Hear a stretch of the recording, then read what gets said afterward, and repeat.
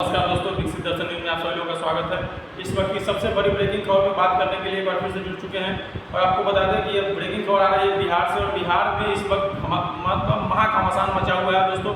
IRCTC मामले में लालू परिवार बिल्कुल बुरी तरह से फंस चुका है और आपको बता दें कि मामला तय हो चुका है कि उन पर अब आरोप सिद्ध हो चुका है और यह मामला आगे अब ट्रायल में जा चुका है दोस्तों। आज तेजस्वी यादव समेत लालू परिवार के लगभग 4-5 मेंबर है जो फंस चुके हैं इस मामले में, जिसमें लालू यादव, राबड़ी देवी, तेजस्वी यादव, तेज प्रताप यादव, मीसा भारती, इन सारे लोगों का नाम है इस केस में। और आपको बता दें कि यह केस अब ट्रायल में जा चुका है।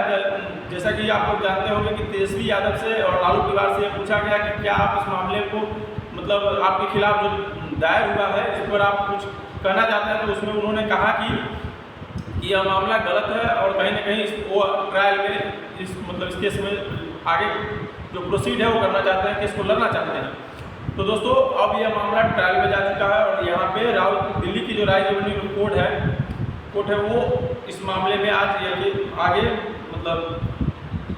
डिसीजन ले चुकी है। और आपको बता दें कि आगे जो भी मामला होगा अब मुख्यतः इसको देखा जाएगा दोस्तों। इस पे दो मामला है, एक है IRCTC वाले मामला और दूसरा है लैंड फॉर जॉब मामला। लैंड फॉर जॉब मामला का जो मुख्य तिथि रखा गया है वो 10 नवंबर को रखा गया है। उस दिन सुनवाई है और आपको बता दें कि उससे एक दिन बाद बिहार में दूसरे चरण का चुनाव है। और आप लोग गौर से इस चीज़ को, इस पैतरा को समझिएगा कि किस तरह से ये सब सेटिंग बैठाया गया है और किस तरह से ये सेटिंग होगा। हालांकि कोर्ट के मामले में लोग कहते हैं कि कुछ नहीं बोलिए, मगर जिस तरह का देखने को मिलता है, जिस तरह का सिचुएशन क्रिएट किया जाता है, जैसे कि आप लोग जानते हैं कि दिल्ली में जिस तरह का चुनाव हुआ, जिस समय चुनाव हुआ, विधानसभा का चुनाव हो रहा था, उस समय अरविंद केजरीवाल, संजय सिंह लोग को जेल में डाल दिया गया था। और जैसे ही चुनाव हुआ वो सब कुछ ठीक है, वहाँ पर सब कुछ नॉर्मल है, कोई दिक्कत नहीं है, कहीं कोई अब भूचाल नहीं आ रहा है। और तेजस्वी यादव ने पहले भी कह चुका है, एक प्रेस कॉन्फ्रेंस में तेजस्वी यादव ने कहा भी कि अब ED CBI का दौर आ जाएगा और उनके ऊपर कार्रवाई के लिए, छापेमारी के लिए लगातार कोशिश किया जाएगा, लगातार प्रयास किया जाएगा। और इन सब बातों पर कहीं ना कहीं दोस्तों ध्यान देने की इसलिए भी जरूरत हो जाती है कि गृह मंत्री जो अमित शाह है, इस देश के जो गृह मंत्री है हमारे देश के अमित शाह, वे कहीं ना कहीं बिहार में जब जनसभा को संबोधित कर रहे थे और जब वे रैली में एक भाषण देते हुए ये बात बोले कि तेजस्वी यादव को अब चुनाव लड़ने में दिक्कत आ सकती है, लगभग भय हो सकता है, चुनाव लड़ने लायक नहीं रहेंगे, तो कहीं ना कहीं लोगों को, जनता का ये चीज़ एक अंदेशा बैठ गया था उस समय से ही कि हो सकता है कि तेजस्वी यादव पर कोई बड़ा कार्रवाई हो सकता है। तेजस्वी यादव ने इस बात का चर्चा लगातार किया, अपने प्रेस कॉन्फ्रेंस में, अपने इंटरव्यू में भी लगातार किया कि हो सकता है कि उनको फंसाने के लिए फिर कोई नया केस ओपन हो सकता है या फिर नया तरह से छापेमारी हो सकती है। मगर 2017 का एक केस है जो IRCTC मामला है, ये इसमें ही उनको आज ट्रायल कल के डेट में वे दिल्ली निकल गए थे। दिल्ली में आज जो तारीख होती है केस की वो थी और आपको बता दें कि उसमें वे उनका केस तय हो चुका है। तो आगे इस पर जो है वो आगे प्रक्रिया अधीन है। केस में जो जिस तरह से ट्रायल होता है, गवाह गुजरेगी, जो सबूत होगी वो सब आएगी, उस तरह का प्रक्रिया अब केस में आगे बना हुआ है दोस्तों। फिलहाल इस बात पर चर्चा करने के लिए बिहार में मुद्दा बहुत हो चुका है, मुद्दा काफ़ी गर्म हो चुका है और बिहार में NDA को एक बहुत ही गंभीर मुद्दा मिल चुका है, जिसमें वे अब महागठबंधन में लगातार हर सभा में, हर मुद्दे, हर रैली में इस चीज़ को जरूर उठाएंगे और जहां तक हमलावर रहेंगे तेजस्वी यादव कहीं कहीं बैकफुट पे न जाएंगे। ये मुद्दा उनको चाहिए था, क्रिएट किया उन्होंने, या फिर उन्हें मिला, सौभाग्य हो या फिर समय जो भी हो, वे उनको मिल चुका है। और इसका आज प्रेस कॉन्फ्रेंस में भी NDA की तरफ से कहा भी गया कि जो तेजस्वी यादव नौकरी का जो वादा कर रहे हैं, कहीं ना कहीं बिहारवासी उससे सावधान रहे। क्यों सावधान रहे? क्योंकि उनके तरफ से कहा गया कि तेजस्वी यादव से सावधान रहे, लालू परिवार से सावधान रहे, क्योंकि वे आपकी जमीन ले लेंगे, नौकरी के बदले जमीन ले लेंगे। लैंड फॉर जॉब को हथियार बनाते हुए हमला किया गया। तो दोस्तों एक बात इसलिए कह रहा हूँ क्योंकि आज से कुछ दिन पहले तेजस्वी यादव ने सरकारी नौकरी का वादा किया, हर घर से एक सरकारी नौकरी। ये वादा तेजस्वी यादव का था और कहीं ना कहीं इस वादे का जो है कार्ड NDA के पास नहीं था। एनडीए ने इस मामले को तुक दिया और इस मामले को तुक देते हुए आगे मतलब जो हो फायर करते हुए इस मामले पर वे लगातार दिखेंगे और तेजस्वी यादव को इस मामले पर बैकफुट पर रखेंगे, क्योंकि कहीं ना कहीं ये मामला बिहार के हर जनता को समझना होगा, देश की हर जनता को समझना होगा कि किस तरह का मामला है और क्यों हुआ है और कब का मामला है। तो दोस्तों 2017 में इसका केस दर्ज हुआ था, बहुत पुराना मामला है, जब लालू यादव रेल मंत्री हुआ करते थे उस समय का मामला है। एक ऐसे रेल मंत्री पर भी मतलब इसमें फंस रहे हैं, एक ऐसे रेल मंत्री फंस रहे हैं जो रेलवे को कहीं ना कहीं मुनाफे में लाए, घाटे से मुनाफे में लाए थे। उस समय का कहा जाता था कि बहुत ही बेहतरीन रेल मंत्री थे लालू यादव, वे IRCTC के मामले में फंस चुके हैं। और 10 तारीख को एक और केस का मामला है, जो उसका तारीख है, जो डेट होता है वो है 10 तारीख को, वो है जमीन लैंड फॉर जॉब के मामले में, जिसमें नौकरी देने के एवज में जमीन लिया गया।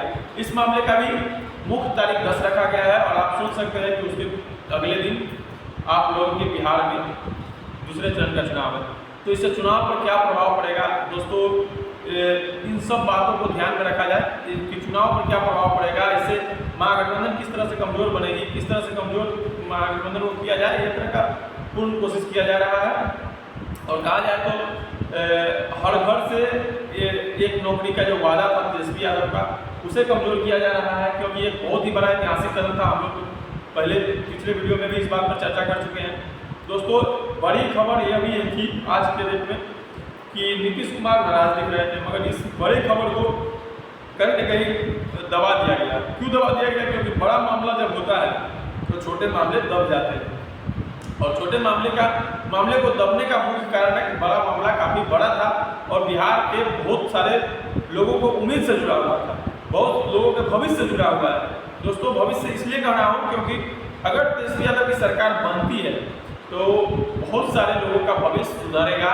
जिस तरह से तेजस्वी यादव ने अपने वादा में, अपने मैनिफेस्टो में भी डाल सकते हैं कि हाँ हर घर से, हालांकि मुफ्त जब वो बयान दिए तो उनके वादे में ये है कि हर घर से एक नौकरी, सरकारी नौकरी वो देंगे, तो इससे हर घर का मतलब कल्याण ही होगा, अच्छा होगा, उनके दुख को दूर किया जाए, उनके गरीबी को दूर किया जाए। इस मामले पे वो काम कर रहे थे। हालांकि वे तेजस्वी यादव ज़्यादातर दवाई, कमाई, नौकरी और क्या बोलते हैं जो सरकारी हॉस्पिटल है वो सबको ठीक करने के ही चर्चा में रहते हैं। वे अदर किसी पे हमला नहीं करने से बचते हैं और करते भी नहीं हैं। वे मुख्तर कमाई का, रोजगार का, दवाई का, सुनवाई का, कार्रवाई का, इन सब बातों का चर्चा करते हैं। और ये एक बहुत ही बड़ी बात है कि बिहार का होने वाला भविष्य का जो मुख्यमंत्री है, आज के विपक्ष के जो नेता है, वे बिहार के जनता के लिए इतना कुछ करना चाह रहे हैं या फिर करने की कोशिश कर रहे हैं। तो दोस्तों इन सब बातों को ध्यान में रखते हुए आज उनके ऊपर जो कार्रवाई हुई है, ये सारे बिहार के देशवासियों को देखना है, समझना है कि किस चीज़ की कार्रवाई है, किस तरह से कार्रवाई की जा रही है। इन सारे मामलों को थोड़ा गौर से देखिए। और एक और खबर पर चर्चा करेंगे।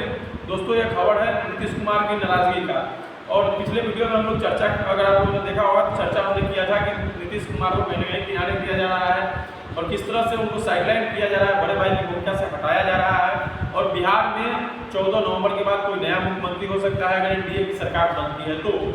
महागठबंधन की बनती है तो आप लोग जानते हैं महागठबंधन की सरकार बनने पे क्या होगा, कौन है जो मुख्यमंत्री बनेंगे, जिसमें मुख्य मेन चेहरा जो है तेजस्वी यादव है। एनडीए की तरफ से जो लोगों का मानना है कि मेन चेहरा नीतीश कुमार है, मगर नीतीश कुमार को साइडलाइन करने की पूरी तैयारी हो चुकी है। दोस्तों ये तैयारी किस तरह से की गई है, इसका पूरा गणित मैं कल के वीडियो में बता चुका हूँ कि एनडीए को मतलब किस तरह से सीटें मिली। जो रालोसपा है, रामविलास पासवान जी की पार्टी, चिराग पासवान जी की पार्टी, उनको किस तरह से सीटें दी गई, 29 सीटें मिली। जो हम है जीतन राम मांझी की पार्टी, उनको 6 सीटें मिली। जो मतलब जेडीयू है उनको 101 सीटें मिली। बीजेपी है उनको भी 101 सीटें मिली। मतलब जेडीयू बीजेपी 101 सीट पर बराबर चुनाव लड़ेगी और उपेंद्र कुशवाहा जी की पार्टी को भी 6 सीटें मिल चुकी है। तो इन सारे गणित को मिलाया जाए तो जेडीयू एक सिंगल पार्टी बचती है जिनके पास 101 सीटें मिलेगी, जो कि 2020 में लगभग 115 सीटें पर चुनाव लड़ चुकी है, उनकी सीटें घटा दी गई है, लगभग 14 सीटें घट चुकी हैं उनकी। और मुख्यतः जो पार्टी इसमें है वो रालोसपा, हम, जीतन राम मांझी की पार्टी और उपेंद्र कुशवाहा की पार्टी RL है। तो RLM की पार्टी और हम और उपेंद्र कुशवाहा मतलब चिराग पासवान की पार्टी, इन सब की और बीजेपी को, इन सबको मिला करके लगभग 142 से 141 के आसपास में सीटें का आंकड़ा बनता है। और दोस्तों बिहार में जो मुख्य जो मतलब सरकार बनाने के लिए सीट चाहिए, जो बीजेपी और NDA या फिर जो भी मतलब जो पार्टी सरकार बनाएगी वो 122 से 121 सीटों पर लगभग सरकार बन जाती है। बिहार में इतनी ही सीटों की जरूरत है सरकार बनाने के लिए, और लगभग 142 से 143 सीटें उनके पास ऐसी हैं जो एक तरह से कहा जाए तो बीजेपी की तरफ की सीट है।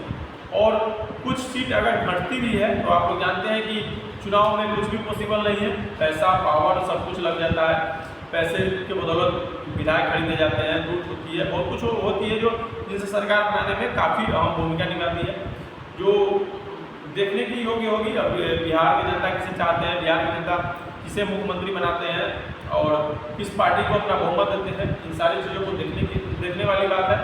और फिलहाल इस वीडियो में इतना ही। अगर आप लोग चैनल पर नए हैं तो चैनल को सब्सक्राइब कीजिए। जय हिंद, जय जय।